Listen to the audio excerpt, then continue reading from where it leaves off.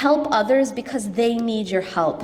Help others because they are impoverished or they are going through difficult times. And that's all true. That's all true.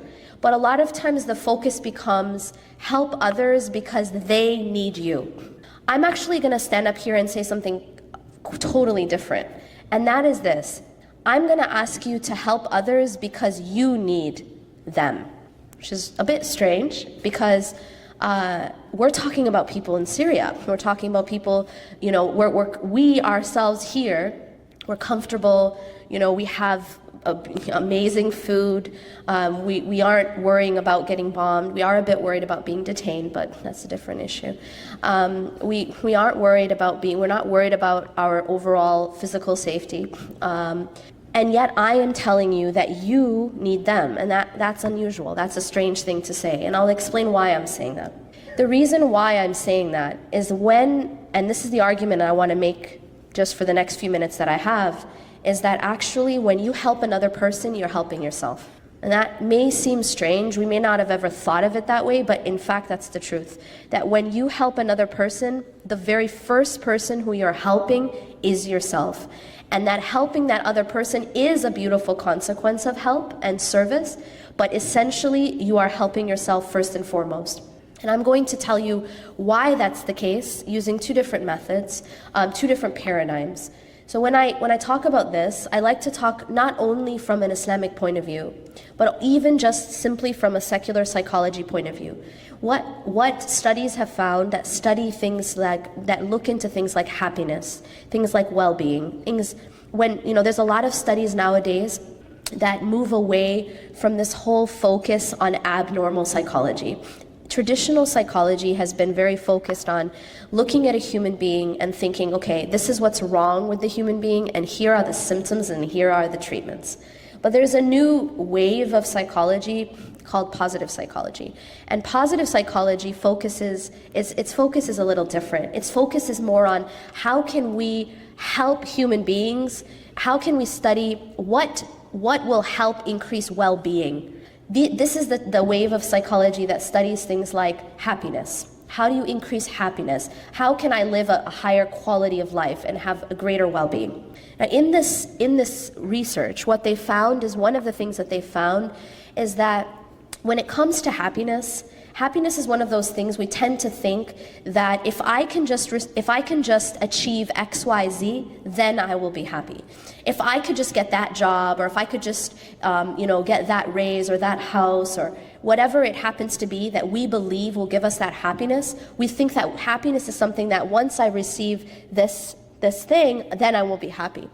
But what they found, interestingly enough, in research is that when people have events in their life which they consider very positive, they win the lottery, they get a new job, something that they really, really want, that what happens to their happiness is there's only a temporary spike, if that makes sense. So essentially everyone has something called a baseline happiness, where they're at a certain level of happiness or well-being. And that when events happen in your life that you've really been craving, that you've really been working for, something that's considered a very positive event, there will be a spike, but it's quite temporary, it's short-lived. So a person will have an increase in their happiness, but then eventually they just go back to baseline. And that people essentially live around their baseline. And it's not very easy to increase the baseline. So what do? They look at, what are the things that can increase the entire baseline, not just give us these spikes. And one of the things that they found, which I found just blew my mind, is that one of the most reliable ways to increase the baseline, not just get those spikes, but increase the entire baseline of happiness in my happiness, your happiness, well-being in general. One of the most reliable ways to increase the baseline is the service of others. It's to help other people. It's to give to other people. It's to be generous. It's to aid a person who's in need. That's what they found. They found that things like volunteerism, that this was in fact therapeutic to the person who was doing it. And what's very interesting about that is there was another study. So everyone tells you money doesn't buy happiness, right? Everyone knows that. This actually isn't true. Money does buy happiness. And now people are wondering, well, what's wrong with her, right? Money does buy happiness, but what's interesting is it only buys happiness when you spend it on others.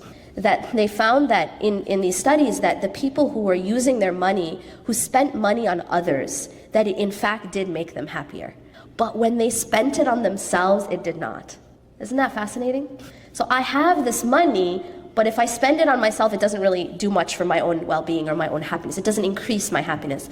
However, they found that when you spend it on others, it actually makes you happier. And this was such a powerful result, such a powerful outcome, that they found it even applied if I even call to mind something that I bought for another person or something I spent on another person, even that will make the person feel happy. Just remembering a time when they spent on others, it will actually make them happy. It will increase their happiness. So now we're starting to see a trend here, right? That this is something within the fitrah of a human being. This is something that is divine. It's a divine design. That it's something that the Creator has designed and inputted within the human being, that when I give to others, I feel good. That it actually makes me feel happier to give and help and serve others. Now there's another layer here that I feel is deeper, and that is this. Anytime there is a design within a human being, obviously we know by the Creator, a design within a human being is because Allah, the Creator, God, whatever you call the Creator, intends for us to have a certain outcome. That's why He designed it that way. And when I started reflecting on this fact, the fact that even secular psychology has found the powerful effect of giving, the powerful effect of service, the powerful effect of being, helping one another. And what it made me realize is this is what God wants from us. Because God, the designer, right, the Creator, put within us a nature, a fitrah, that makes it feel good to give. We actually get a reward intrinsically. Do you know what I'm saying? That it's intrinsic within, that immediate reward.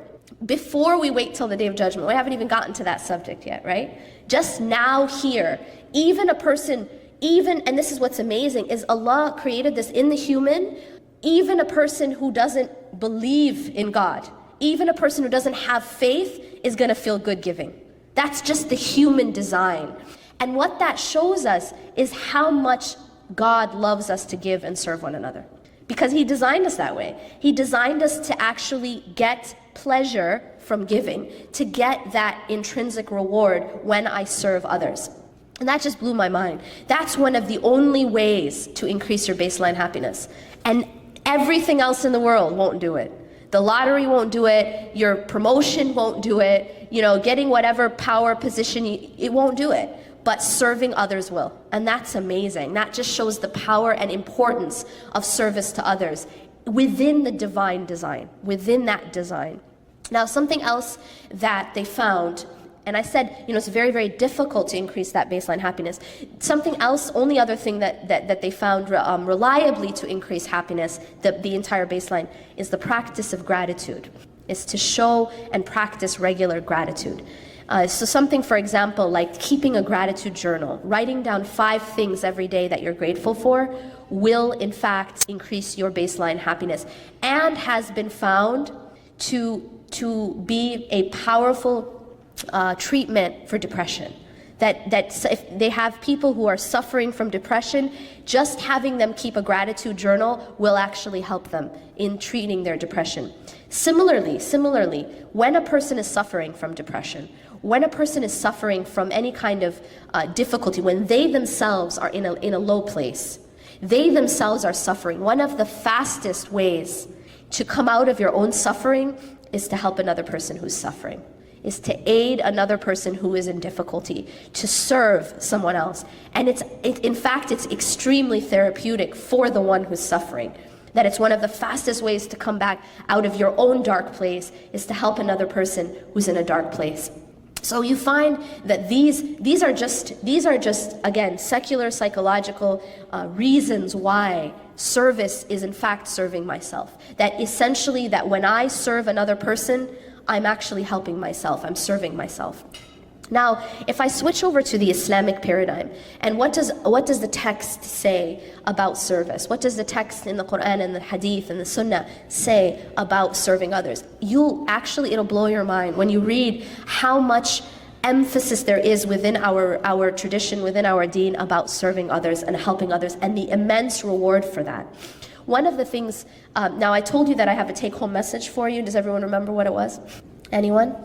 When we serve others, we are serving ourselves, or rather we help because we are the ones in need of those people and to help. Now I'm going to add another take-home message. And this is something that you'll find is an overall theme.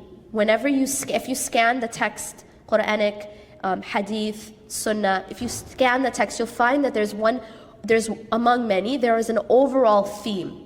And that theme is this: how I treat the creation is how I should expect God to treat me. That's the message.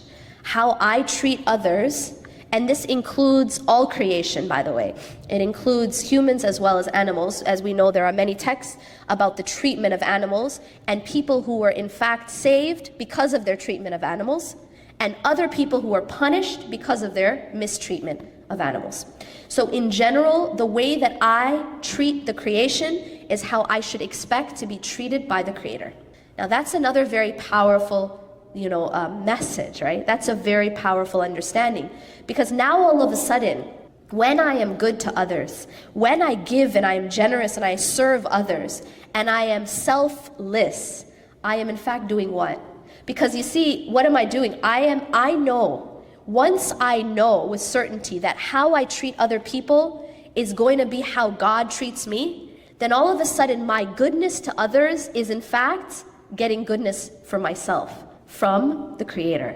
And that's a different level, right? Because now we're not talking about human beings giving to me, we're talking about God giving to me. We're talking about God giving to me. That's a different level. And this is found again and again and again throughout the Quran and throughout the Hadith. For example, during the time when Aisha radiallahu anha was being accused of being unchaste, and her father Abu Bakr radiallahu anh found out that one of the people who was accusing her was a relative of him who he was even financially supporting.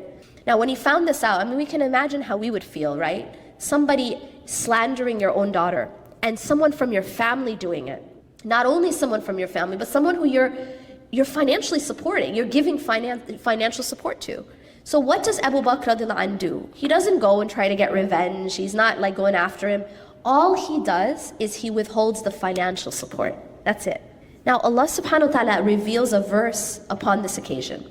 He reveals a verse in which he says to Abu Bakr radiallahu anh, addressing this specific case, but of course all people for all time, because it's a timeless book. And in that ayah he says, what's translated as, let them pardon and overlook. Why? In the Surah An-Nur, why? أَلَا تُحِبُّونَ أَنْ يَغْفِرَ اللَّهُ لَكُمْ. Do you not love for Allah to forgive you? And that's it. So right there, Allah subhanahu wa ta'ala has established a connection, right? And that connection is that when I am a certain way with people, see, if I forgive others, if Abu Bakr radiallahu anh forgave that man, that relative, for what he did, which is something that is unspeakable, what he did, yeah? And if he forgives him, then Allah is saying that there's a connection between that and getting the forgiveness of Allah. And that's a whole different way to look at it, right? Because you and I, we don't like to forgive people sometimes because we feel that they don't deserve our forgiveness, right? He, she doesn't deserve my forgiveness because he, she hasn't done, hasn't kissed my feet enough, hasn't groveled enough, hasn't even said sorry. This relative didn't do any of those things. He didn't do any of those things. But Allah here is completely shifting the focus. The focus is not even about the relative. Allah doesn't say, forgive the relative because he was regretful, or because he said sorry, or because he helped you one time, in the past. It wasn't actually even about, the relative almost becomes irrelevant in the equation. Does that make sense?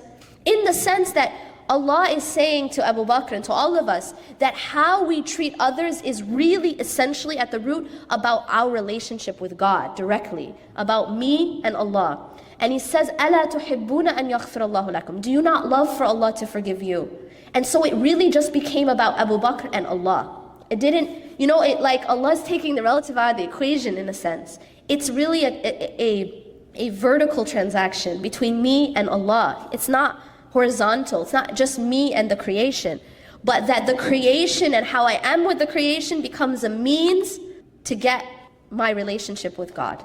And that's really, really very mind-blowing. It's very, very, it changes the way we interact. Because now it's no longer, you see, if I expect that my return will come from above, then I no longer expect it or wait for it from the creation. What this creates is a people who are generous, a people who are giving, a people who are serving of others, a people who are forgiving. Why? Because we know that our pay, in a sense, we know we're getting paid, but by who though? By Allah. When you're working in like a corporation or something, and maybe suppose you're working in customer service or something like that. You're dealing with customers, but the customers aren't the ones paying you, right? You don't get your pay from the customer. So how do you treat the customer even if they're terrible to you? I mean, has anyone worked in retail? Exactly. You know that the customer's always right. The customer's always right. Like, you have to treat the customer absolutely 100%. You have to treat them in the best way. Why? Is it because they're going to pay you at the end of the call? You don't get a cent from the customer, in fact. Or at the end of the transaction, you don't get anything from the customer. And yet, why do you continue to give them the best treatment? Because you want to get paid at the end of the month. And you don't want to get fired. It's not because you like the customer. It's not because the customer likes you. And it's not because they're going to pay you anything. They actually give you nothing. You get paid by the boss. And you know that how you are with each customer is going to be reflective in how much you get paid at the end of the month. And sometimes you might get bonuses. Why? Because you're really good with customers. Makes sense. And this, on a much higher divine scale, is how Allah is with us in the creation. That how we are with these customers, as you put it, other people, other creation, is reflective in then how Allah pays us. We get paid from Him. And Allah subhanahu wa ta'ala has an account that's infinite. Makes sense? He doesn't run out. He doesn't run out of payment. He doesn't run out of blessings and mercy. And there's a hadith that actually says this, that says that those who do not show mercy to those on the earth will not be shown mercy from the one in the heavens. That Allah will not show mercy to a person who doesn't show mercy to people. And so what we always have to keep in mind is this. How I am with people, how I am with the creation, is a reflection of how God will be with me, not only in this life, but in the next as well, but also in the next. And that takes me to the next step. I've spoken so far about the reward in this life. And there is a reward. There's, in fact, first I said there's an intrinsic and immediate reward in this life, in that I actually feel happier, and it's an alleviation of my own pain. It's an alleviation of my own pain to help another person who's in pain. And that's a fact, and it's been shown in countless studies.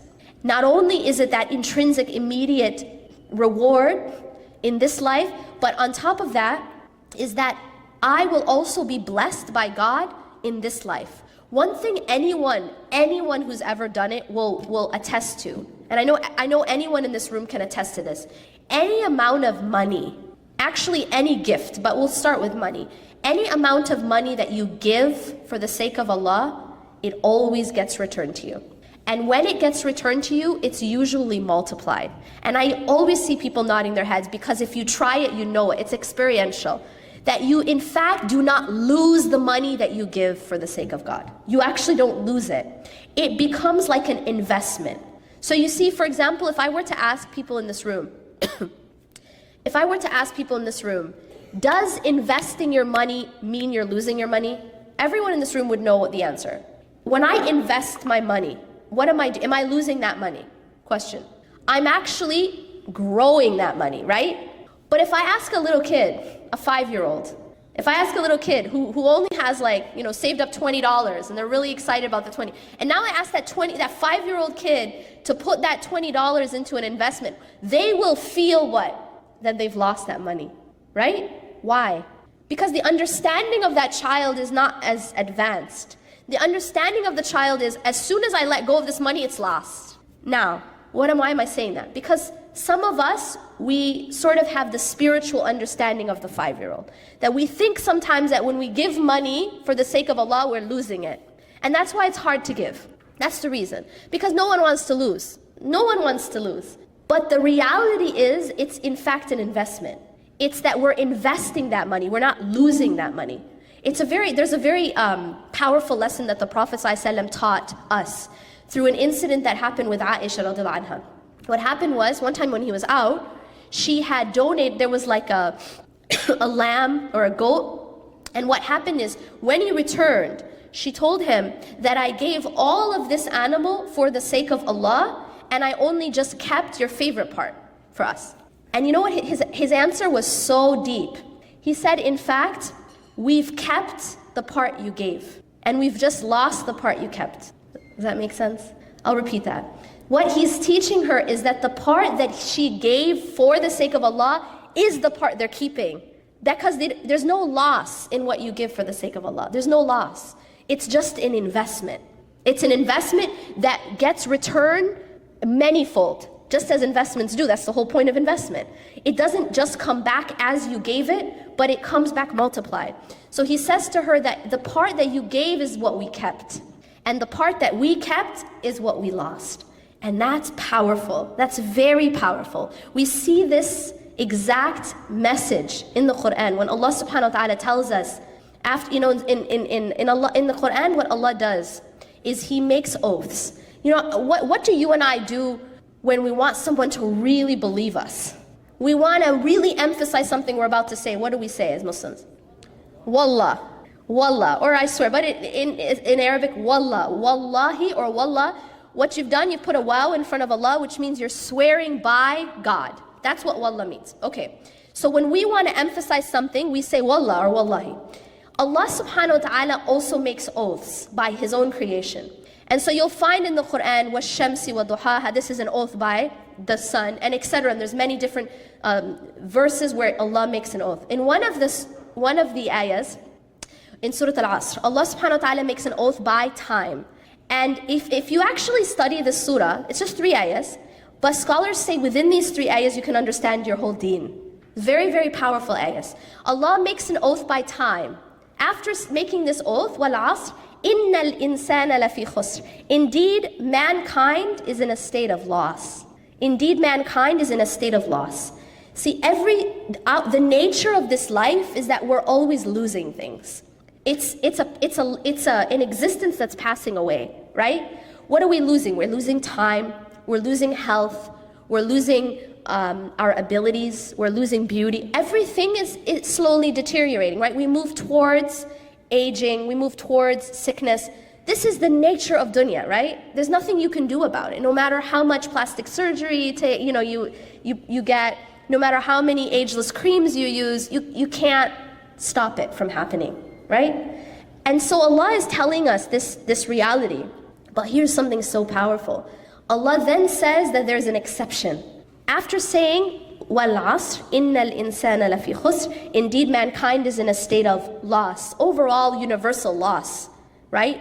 Then He says, إِلَّا. إِلَّا means except. So now there's an exception to this rule of loss. There's an exception. Who are those who are exempt? The exception, إِلَّا الَّذِينَ آمَنُوا, except those who believe. إِلَّا الَّذِينَ آمَنُوا وَعَمِلُوا الصَّالِحَاتِ, and do righteous deeds. See, iman by itself, faith, a lot of times people, they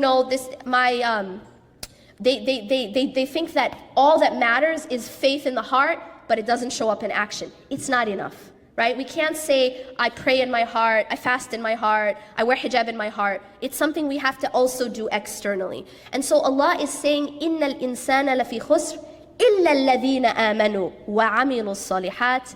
So those who believe, that's the first qualification. The second is they do righteous deeds, that they turn that belief into action. And then إِلَّا الَّذِينَ آمَنُوا وَعَمِلُوا الصَّالِحَاتِ وَتَوَاصَوْا بِالْحَقِّ وَتَوَاصَوْا بِالصَّبْرِ. It's completely comprehensive.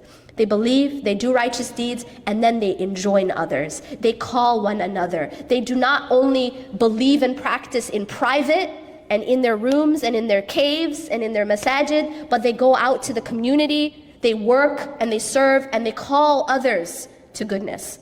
Tawasaw bil haqq, they call for truth. These people who are standing and protesting now, right? They are seeing a situation which they believe is unjust. Even if it's not affecting them directly, but they see that it is unjust and they're going and standing for truth. This is what a believer should do. That it's not only what's affecting me and my family, right? It's not only about just praying and fasting and going to the masjid and coming home, but it's also service. It's going out and helping and standing for justice and standing up for what's right. So this is part of the qualifications. They believe, they do righteous deeds. They enjoin one another to truth. وَتَوَاصَوْا بِالْحَقِّ وَتَوَاصَوْا بِالصَّبْرِ. And they enjoin one another to patience. Because in order to take this path, you're going to have a lot of patience. And you're going to have a lot of perseverance. And you're going to have to be able to stand firm. And so what does this teach us? It teaches us that everything we own is actually in a state of loss. That we are in a state of loss of every single thing that we own, our money, our health, our time, except those things which we give to Allah. And so that's really powerful, because our money, just like this example with the goat, our money doesn't go with us in our grave, does it? Is there anyone in this room that's going to take their money with them to their grave? False. We actually can take our money to our grave. How? Well, that sounds insane. The Prophet ﷺ said that when a person dies and enters their grave, all of their deeds end except for three. Except for three. And what are those three things? One of them is something called sadaqah jariyah, which means a sadaqah, a charity that you gave that continues to benefit others. It's actually going to come back to your grave. So your money is coming back to you in your grave, but only that which you gave to Allah. Isn't that powerful? The rest stays. The rest stays. The rest doesn't come back with you.